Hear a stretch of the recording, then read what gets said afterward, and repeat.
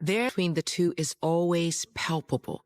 And in 2006, Jason finally makes his feelings for Denitra clear. Just let me take you out. You'll have a good time. You ain't never meet a guy like me. While we go, your little bite, my treat. Yeah, I like that. You like that? I like that too. He was so persistent every time he seen me, so I finally gave in and let him take me out. On their first date, Jason takes Denitra to dinner. Things go so well, he invites her back to his house where they talk the night away. I'm glad you came. Me too. We laughed, we joked, we cried. We had a lot of things in common. It doesn't take long for Denitra to fall head over heels in love. That's for you. He always put me first, so it was great. We both like to make each other laugh, so I just fell in love with that. He was treating me so nice. I never had someone treat me as nice as Jason did. But a few months into their relationship, Jason makes a startling confession, one that has the potential to throw a wrench into their budding romance. He got custody of his daughter. She was having problems with her mother, so she wanted to stay with her father. Paige.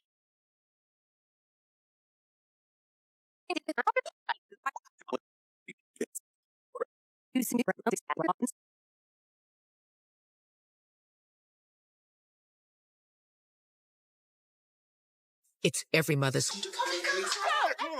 and that the assailant is attempting to flee the scene. He ran that way.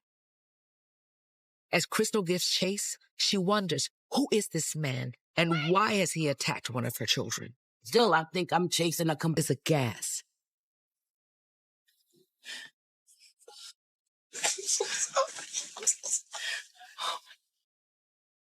Denitra looks as if she's been tortured. All I could see was these lashes. And they were everywhere. Her arms, her legs, every other part of her. They were just all over each other. There were so many of them. I mean, one was so deep, you could almost see her bone. These were deep lacerations. These were not superficial wounds. You couldn't even... Denitra began to cry before calling her brother Dewan, begging him to come pick her up. Hey, come get me. Jason just hit me. As Denitra waited for her brother to arrive, a tearful Jason apologized. Come on, let's go talk about it, you know what I'm saying? And by the time her brother arrived, Denitra and Jason had kissed and made up. I know it was wrong for a guy to put his hands on a female, but I love Jason. I just thought that it was just me, that I was getting him upset. I was willing to get through it with him. When Crystal got wind of the incident, she was devastated. I don't know what person could do that to another person, you know, especially somebody that you say you love. Love don't hurt. But when time was that Jason's abusive behavior toward Denitra had continued to intensify. I just kept the abuse that Jason did to me to myself. What, you something doing or something? Hey, yo, I'm talking to you. I said I'm talking to you. It was wow.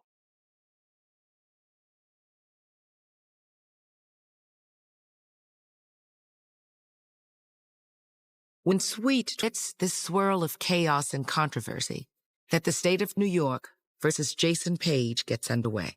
Denitra's friends and family are eager to see justice served. I was ready to let the judge know what kind of animal he was.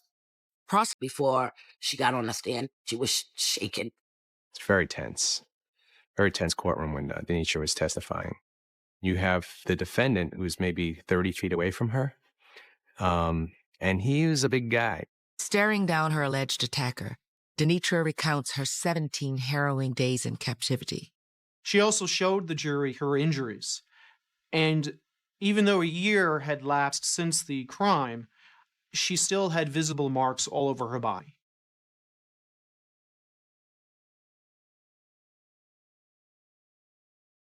Several of the female jurors seemed to take a very loud breath when she showed her scars. It deeply affected everybody. Natalie.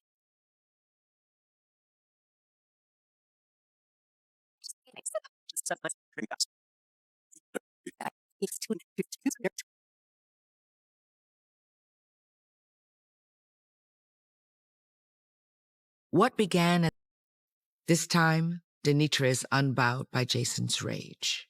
I was relieved that it's finally over and I could finally actually be able to move on and put this behind me. And to a certain degree, she has. In the years since the trial, Denitra has worked hard to get her life and her career back on track. Since the trial, I went back to school to be a medical assistant. I graduated in January of 2010. Still, the scars that pepper Denitra Counsel's body serve as a constant reminder of the pain she endured at the hands of the man she once loved. I still have nightmares to this day. I have trust issues with guys. I know it's going to take some time for me to handle, trying to figure out how to deal with that day by day. I'm going to get through it.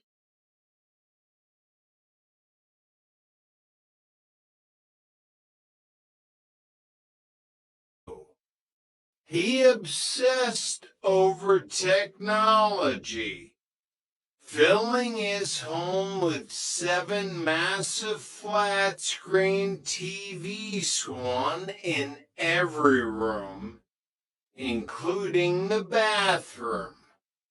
He wanted to be able to see the news, the markets, and the world from every possible angle, even while brushing his teeth. It was as if he was waiting for the world to acknowledge his genius. But while Albert was luxuriating in the spoils of his alchemy, the Secret Service was finally beginning to map the infection. The H2 strain was no longer just a local nuisance. It was a national security threat. In the LA field office, Special Agent Christopher Toledo stood before a massive whiteboard. Red pins were blooming across the map of the United States like a terminal rash. It's the same signature, Toledo said, tapping a forensic report. Strain H to H38. It started in downtown LA, but now we've got hits in Florida, New Jersey, and even a couple in London. This isn't a hobbyist. This is an industrial-scale operation using consumer-grade hardware. The audacity is staggering. The labs say they're using newsprint and hairspray. His partner, Matthew Mayo, added, Mayo was a man of quiet intensity, an undercover specialist who lived in the shadows. The hairspray trick is killing the retailers. By the time the bank spots the fake, the passer is 3 counties away and the store is out $100 and $70 in change. Toledo looked at the map, his eyes narrowing. Every criminal leaves a fingerprint. They might not leave it on the glass, but they leave it in the work. This guy, he's proud. He's showing off. He thinks he's found a way to outrun the math. He thinks he's bigger than the system. Can he? Nao asked. Toledo turned away from the map. Nobody outruns the math forever. The more you print, the more noise you make. You can't distribute $7 million without making a sound. And eventually, the noise leads us back to the source. Chapter 6, The Calling Card. Albert's greatest strength was his efficiency, but it would also become his calling card. In his quest for the perfect scan, he had been too thorough.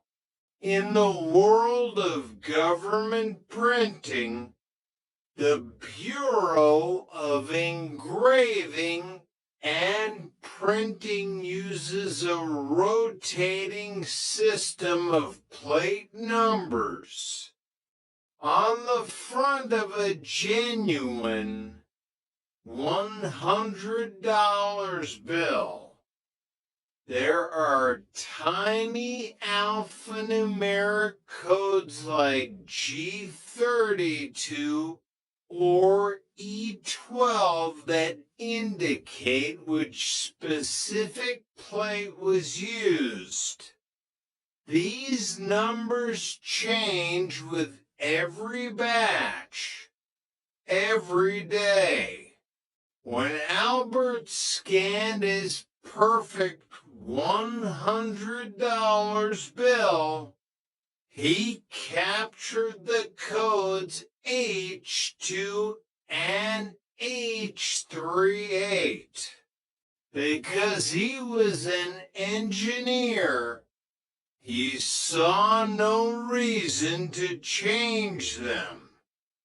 In his mind, the code was part of the image, and the image worked. He focused on the paper, the ink, and the texture, but he ignored the one thing that changed: the metadata. Over the next 2 years, Albert printed over $7 million, and every single one of those bills, millions of them distributed across the globe, carry the exact same plate numbers, H2 and H38. To Albert, it was just a serial number. To the Secret Service, it was a tracking device. It allowed them to filter out all other counterfeits and focus solely on the H2 organization. They began to track the velocity of the money, looking at where the bills were first detected. They saw the money bleeding out from Los Angeles, moving through the gang networks, hitting the malls, and then radiating out to the rest of the country. January 14th, 2008. A young man walked into an H&M in a busy LA mall. He was dressed in trendy clothes, but his eyes were darting toward the security cameras. He tried to purchase a stack of designer t-shirts with 10 $100 bills. The clerk was a 20-year-old student named Sarah, who had just finished a mandatory training seminar on fraud. She ran the pen that stayed yellow, but then she held one bill up to the light, the watermark of Benjamin Franklin looked tired.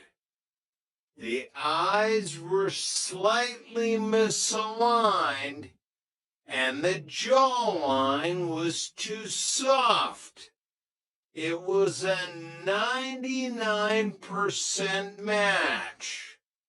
But in the world of money, 99% is zero. She whispered to her manager. Security was called. The young man, who had no criminal record and was just looking for a way to pay off his student loans, panicked. He tried to run, but the mall security was already there. In the cold, gray interrogation room of the L.A. field office, Agent Mayo didn't use a hammer. He used a mirror. You're a good kid. Son, you've got a life ahead of you. You want to be a doctor? An architect? Do you really want to spend the next decade in a federal penitentiary for a guy who doesn't even know your name? A guy who's using you as a human shield. The kid cracked in 20 minutes. He didn't know Albert, but he knew the tier to guy who had sold him the stack for $500.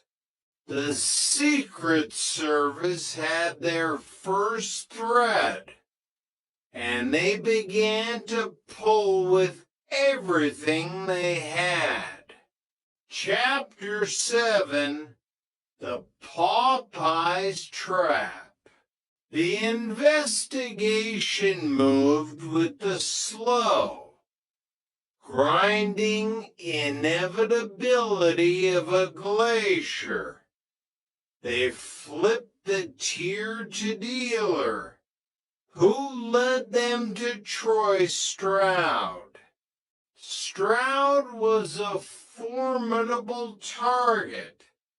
He was a professional, a man who lived in a $1 million home and drove a white Range Rover with the confidence of ACO.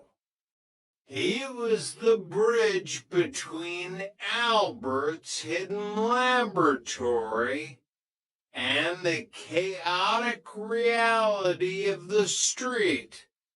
He was careful, never carrying more than a few notes at a time, and always meeting in public places.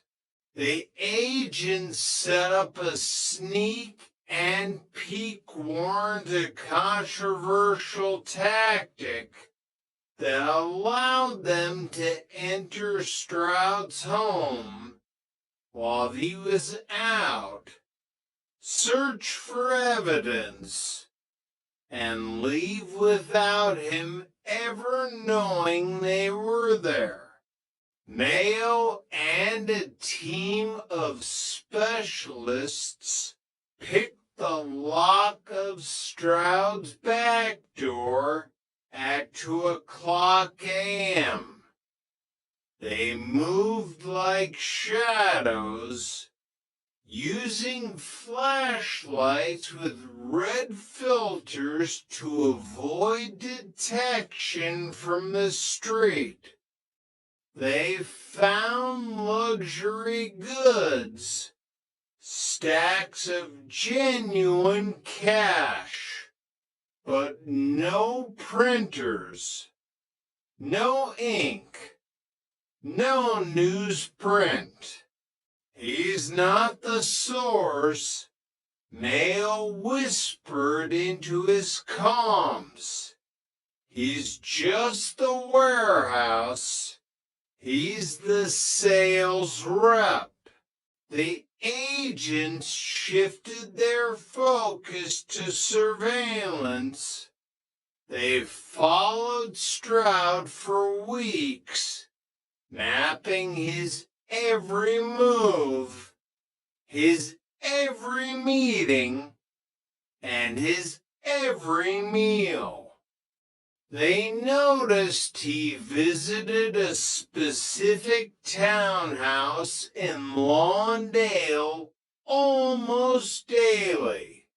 One afternoon, Mayo was tailing Stroud's Range Rover when it pulled into a Popeye's chicken drive-thru. It was a mundane moment, but Mayo saw an opportunity. Stroud was alone, relaxed, and about to use his own product to buy lunch. This is it, Mayo thought. The arrogance of the successful is their greatest flaw.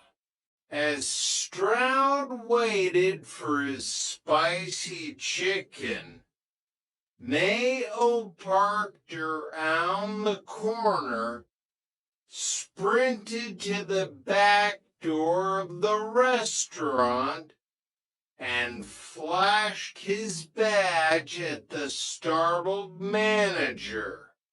"Give me your hat and apron," Mayo commanded. "Now, this is a federal investigation." Seconds later, Mayo was standing at the drive-thru window, the smell of fried chicken grease filling his lungs. Stroud pulled up, the bass from his car stereo vibrating the window glass. He reached out and handed Mayo a $20 bill. Mayo didn't need a microscope. He felt the waxy coating of the Aquanet. He saw the H to plate number. He saw the pride of the printer in the fine detail of the ink. "Enjoy your meal, sir," Mayo said, handing back the change in clean government money. He even smiled. Stroud drove away, laughing at something on his phone, never realizing he had just handed a counterfeit bill directly to the federal agent who was about to dismantle his life. "We have the link," Mayo said into his radio as he stepped away from the window. "Follow him. He's heading back to Lawndale. He's going to the heart of it." Chapter 8. The Shadow over Lawndale. The trail led from the Popeyes directly to a townhouse at 331 to West 166th Street in Lawndale. It was a quiet, unassuming neighborhood of manicured lawns and family cars. But the Secret Service knew that behind the beige stucco walls of Albert's home, a factory was running 24/7s. They could hear the hum of the air conditioning units working overtime to cool the rows of printers inside. "We need the kill shot evidence," Toledo insisted.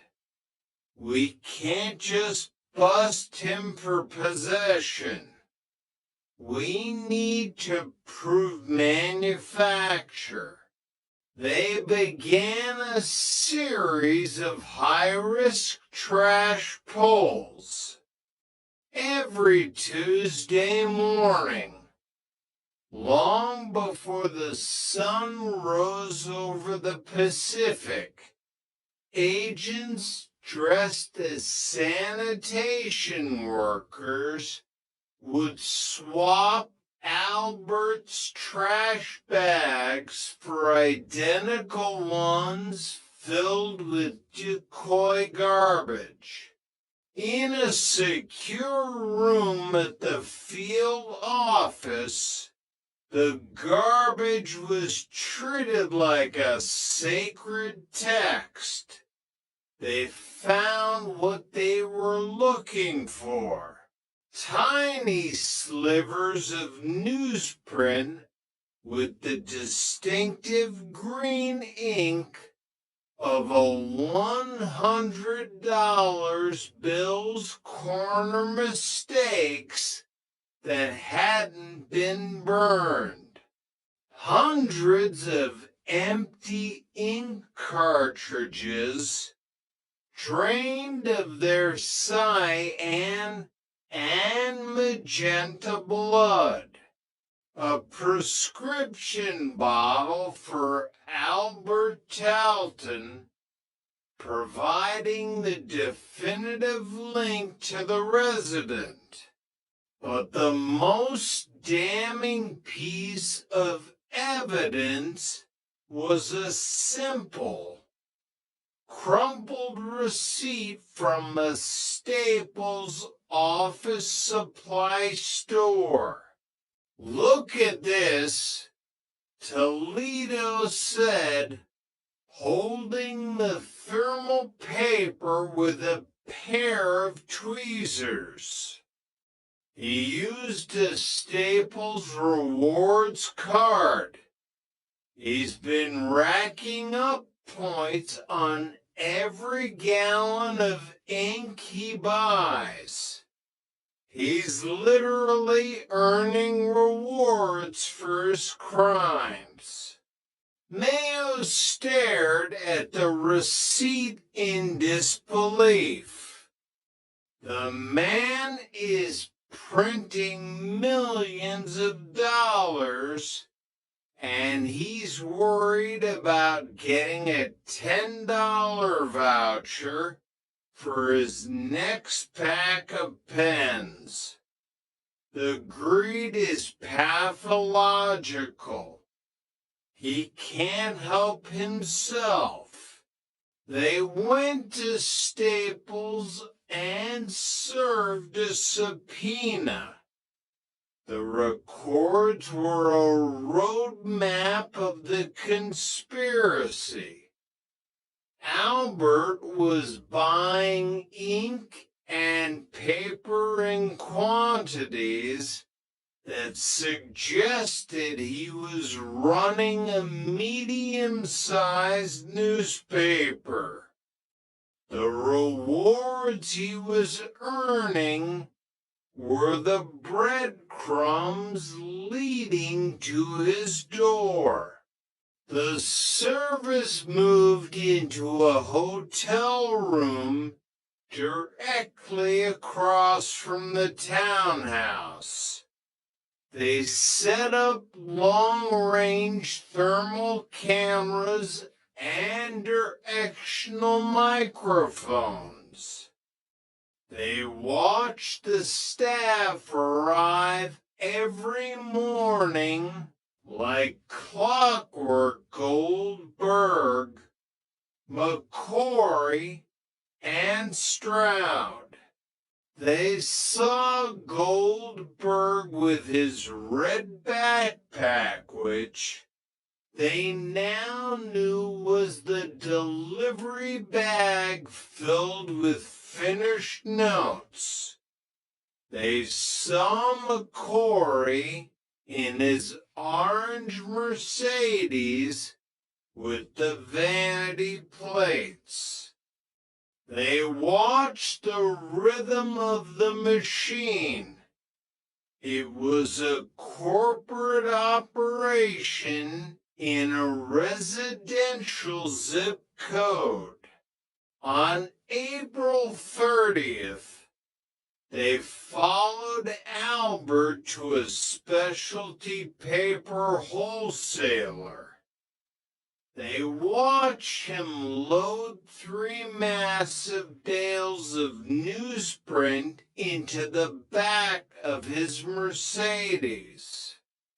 He was sweating, his eyes scanning the parking lot.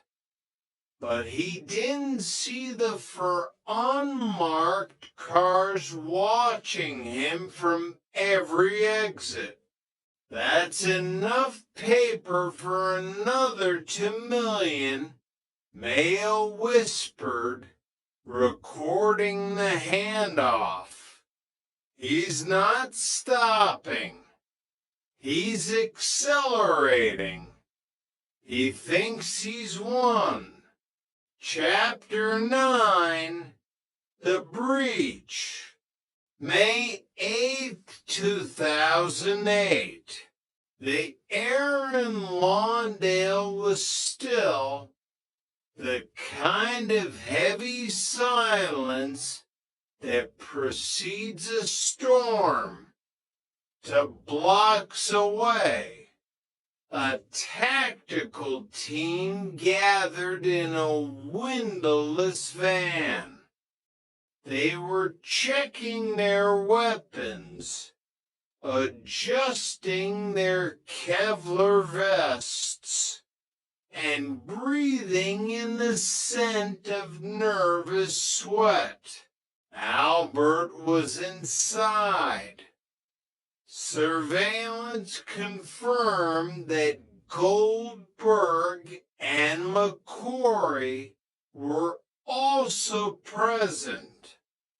The directional mix picked up the rhythmic thrum-thrum-thrum of high-speed inkjet printers.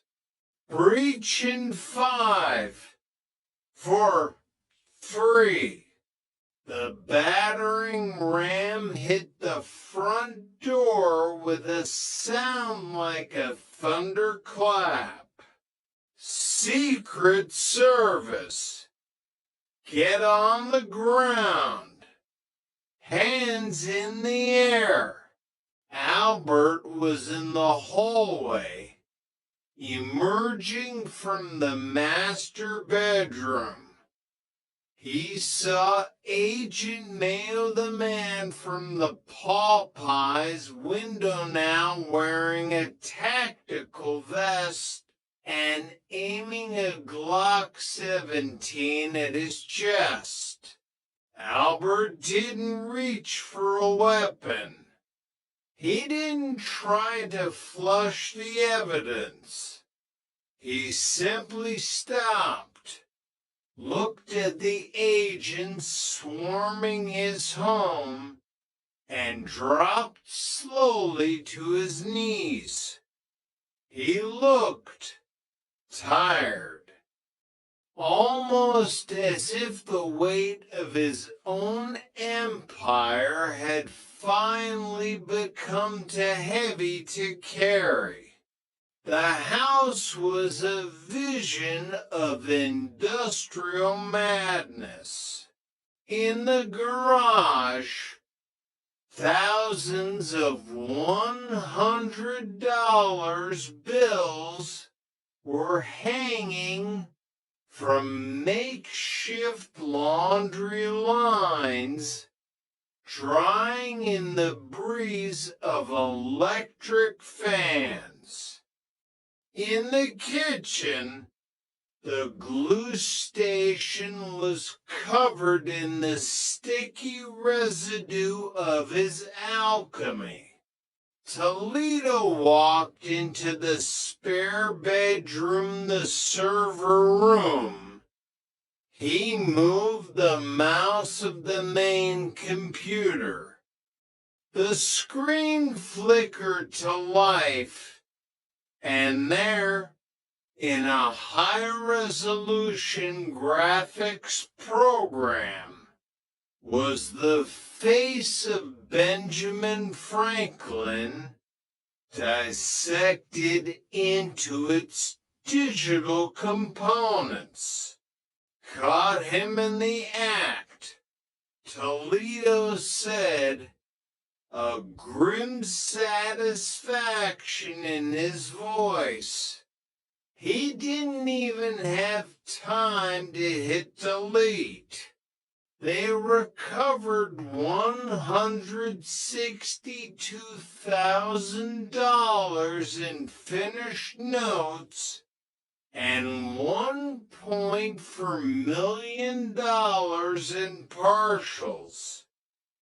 It was the largest digital counterfeiting seizure in the history of the United States. The ghost had been captured. Chapter 10, The Proud Confession. In the interrogation room, Albert Talden didn't act like a defeated man. He sat upright, his eyes bright with the spark of an engineer who had finally found an audience that truly understood his work. I have to know, Agent Toledo said, leaning across the table, the hairspray trick. Why Aquanet? Why not a professional fixative? Albert smiled a genuine, warm smile. Professional fixatives are too thick. They change the snap of the paper. Aquanet has a specific polymer chain that is almost identical to the finish on a new Treasury note.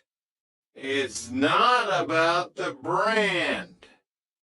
It's about the chemistry. For the next 4 hours, Albert didn't just confess, he lectured. He spoke about the RGB color balance required to offset the yellowing of recycled newsprint. He explained the exact pressure needed to bond the two plies without creating air bubbles. He talked about the internal watermark as if it were a work of fine art. It was a perverted version of the American dream. Nat Jenkins, the prosecutor, would later tell the press. He didn't think he was a criminal. He thought he was a competitor. He thought he had built a better mousetrap. And the mousetrap snapped. Toledo reminded him. Albert looked at his handcuffed hands. I didn't lose because the engineering failed. The engineering was perfect. I lost because the world is too small for that much success. You can't be a king in a room this crowded. Chapter 11, The Hammer of Justice. The trial of Albert Talton was less of a defense and more of a technical post-mortem. Federal prosecutors laid out the evidence with surgical precision. They didn't just have the money, they had the trail of rewards points, the Popeyes receipt, and the testimony of the men who had once called him a genius. David Goldberg was the first to fold. In the witness stand, he didn't look like a master criminal. He looked like a man who had been swept up in a current he couldn't swim against. I was just there to play chess. Goldberg told the court, his voice barely a whisper. But then I saw the money in the oven. He offered me a job. And, well, it was the easiest money I'd ever seen. The judge looked at Albert. There was no remorse in Talton's eyes, only a quiet, analytical distance. He watched the proceedings as if he were studying a system he hadn't yet figured out how to crack. The sentencing was a cold reality check. 9 years in federal prison. You are a man of considerable intellect, Mr. Talton. The judge said, the words echoing in the wood-paneled courtroom. that you chose to use your gifts to attack the very foundation of our economy is an affront to every citizen who works an honest job. You didn't just print paper, you printed lies. As Albert was led out of the courtroom, he saw Allison Sewell in the back row. She was crying, her face buried in her hands. He didn't look away. He didn't offer a sign of comfort. He was already calculating the days, the hours, and the logistics of a new environment. The empire was dismantled in a matter of weeks. The Aston Martin, the Mercedes Benzes, and the 7 flat-screen TVs were seized and sold at auction. The banks moved in on the houses.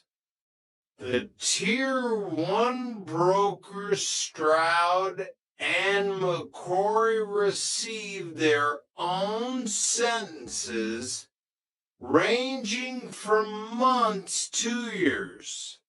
The pyramid had collapsed, leaving nothing but a pile of worthless paper and a group of broken men. Chapter 12, The Invisible Millions. The hardest hit were the giants of retail. Target, Macy's, and Walmart reported millions in losses. The H to H38 notes had seeped into their systems like a toxin, undetected by pens, scanners, and human eyes. In the final tally, the Secret Service estimated that Talton had circulated over $7.2 million of worthless money.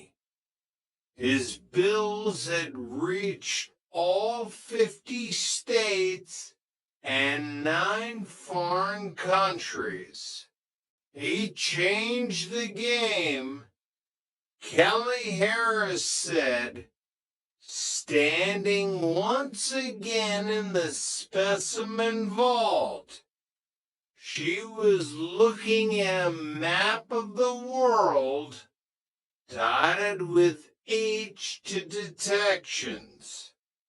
He showed that you don't need a state-sponsored lab to create a global threat.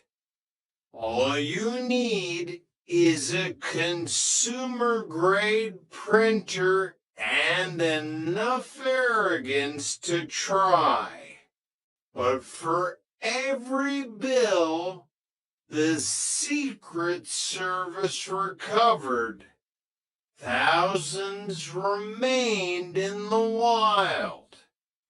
They were hidden in shoeboxes, tucked into wallets, and circulating through the hands of people who had no idea they were holding a digital ghost.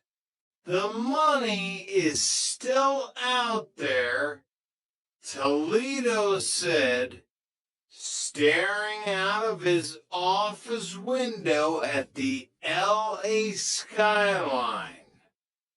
And every time someone spends one of those hundreds, Albert Talton is still winning a little bit.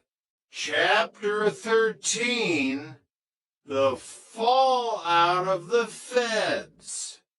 While Albert was settling into the rhythmic monotony of his sentence at the Taft Correctional Institution, the ripples of his work continued to destabilize lives he had never met. He had created a ghost economy, and now the innocent were paying the price. In the suburbs of Riverside, a young single mother was turned away from a grocery store because the $100 bill she had received as change for a car sale was flagged as an H to note. She lost her groceries, and her pride was bruised as the police were called. She was a victim of a crime she didn't even understand. For her, the alchemy was just a hole in her budget she couldn't fill. In the headquarters of the major banks, new protocols were being written. Millions of dollars were spent upgrading sensors to detect the specific dot pattern signature of inkjet heads. Albert had forced the entire American financial infrastructure to evolve not because of a war, but because of a garage-built hack. He had exposed a flaw in the very concept of physical currency in a digital age. Meanwhile, Paul McCrory and Troy Stroud found themselves in a different kind of hell. Stroud, who had grown accustomed to the leather-scented interior of his Range Rover and the respect of his neighborhood, was now sharing a cell with men who didn't care about his vanity plates. The brotherhood that had been built on $15 commissions evaporated the moment the handcuffs snapped shut. He used us, Stroud told his lawyer during a private session, his voice thick with bitterness. He was the architect, and we were just the laborers carrying the bricks. He stayed clean while we got our hands dirty. Now the building fell down, and we're the ones buried under it. But McCrory remained silent. He remembered Albert from the age of 17. He remembered the boy who could fix any radio and the man who thought he could fix the world. To McCory, Albert wasn't just a counterfeiter. He was a force of nature that had finally run out of wind. He didn't blame Albert. He blamed the world for being too small for him. Chapter 14, The Pearled Mind. Years passed. The news cycles moved on. New crises, real ones, emerged. The housing market crashed, and the very luxury cars Albert had once owned became symbols of a different kind of greed. The name Albert Talton faded from the headlines, replaced by billionaires who had crashed the world economy through legal alchemy.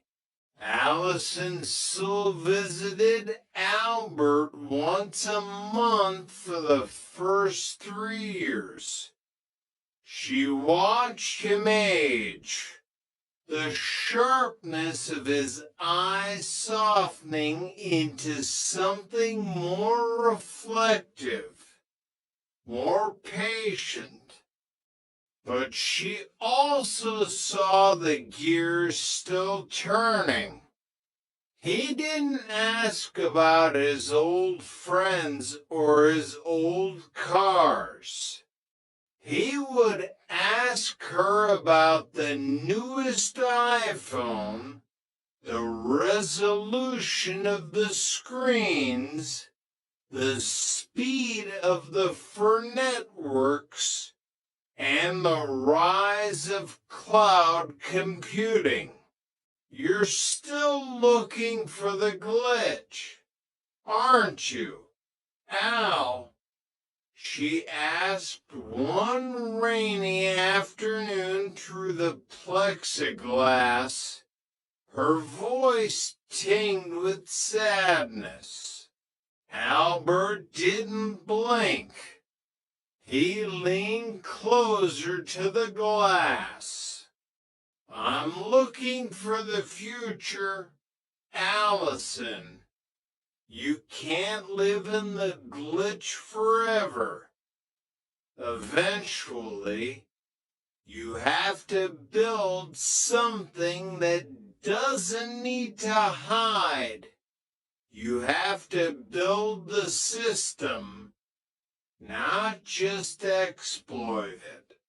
By the time Albert was eligible for parole, the world had changed beyond his wildest scans.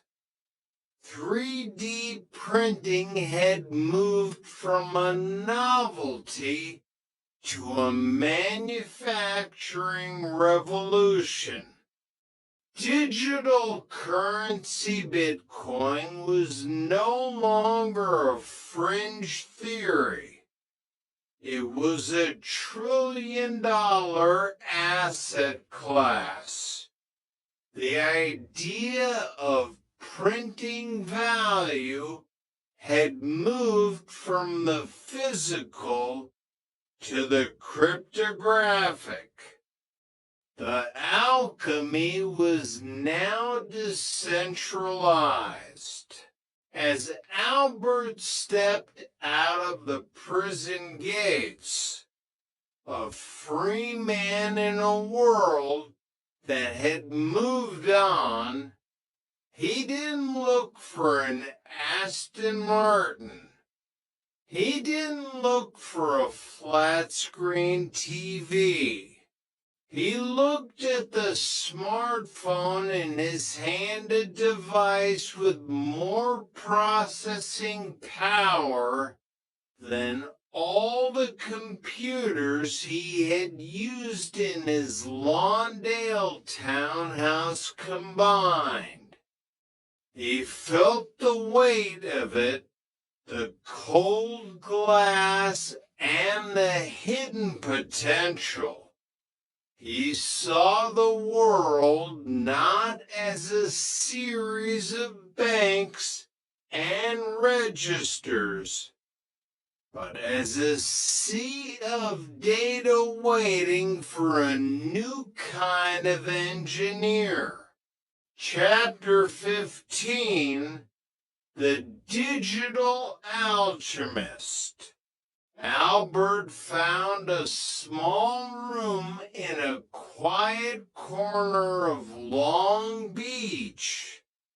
He was 60 years old now, his hair a shock of silver, but his hands were as steady as they had been in the Lawndale garage. He didn't go back to the body shop. He went to a local community college and enrolled in a course on cybersecurity. The instructor, a man half Albert's age, was lecturing on the vulnerabilities of blockchain technology. Albert sat in the back row, his eyes fixed on the screen. He saw the code. He saw the interlocking systems. He saw the shadows between the blocks. Is it possible? Albert asked during a break, to create a digital signature that mimics the original well enough to bypass the consensus protocol? The instructor laughed. That's the Holy Grail, sir. If you can do that, you don't just hack a coin, you redefine the value of the network. Albert nodded slowly. He wasn't looking to hack a coin. He was looking at the way the world was moving toward a completely cashless society. He realized that the age to era was just a rehearsal.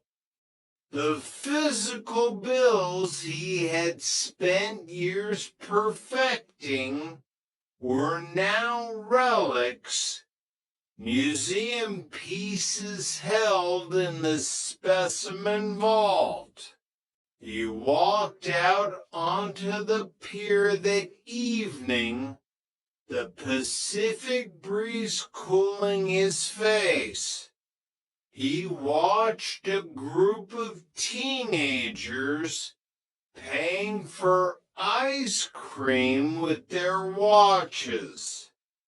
No pens, no watermarks, just a silent digital handshake. The paper was just a vessel. Albert whispered to the waves. The value was always in the system's trust. He pulled out a small notebook and began to sketch not a bill and not a speaker, but a flow chart for a new kind of decentralized ledger. A ledger that didn't just store value, but generated it through the sheer efficiency of its logic. Epilogue: the new blueprint. The federal penitentiary was a world of gray concrete and steel mesh. But to Albert Talton, it was just another system with its own set of rules and vulnerabilities. It was a laboratory for observation. He spent his final days in the prison library, his eyes devouring technical journals and science magazines. He didn't talk much to the other inmates. He didn't join a gang. He remained the solitary engineer, his mind a quiet hum of activity. He was studying the architecture of the next world. One afternoon, Goldberg called from a different facility. "Are you done, Al? Are we finally done doing dirt? I'm tired of the noise." Albert stared at a page in a magazine and article about the rise of 3D printing and the development of conductive inks that could print functioning electronics. He saw a future where machines could print circuit boards, engines, and perhaps something more tangible than paper. He saw a world where the physical and digital were one. The straight life is slow. "Dave," Albert said, his voice as calm and clear as a summer morning. "It's a funeral march for people who don't know how to dance. I'm just looking for a new rhythm." He hung up the phone and walked back to his cell. He looked at the rhythmic tick-tock of the clock on the wall. He still hated the sound. He hated the idea of time being something you spend rather than something you use. But as he sat on his bunk and began to sketch a new set of diagrams on a scrap of paper, not of bills, but of neural networks and distributed ledgers, he felt the old frequency returning. The bass was getting louder. The machine wasn't gone. It had just been upgraded. It had moved into the cloud. Albert Talton closed his eyes and smiled.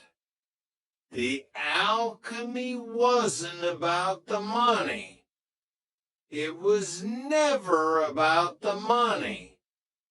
It was about the power to create a world that didn't exist until you printed it. And Albert was always and would always be the engineer of his own reality. The end.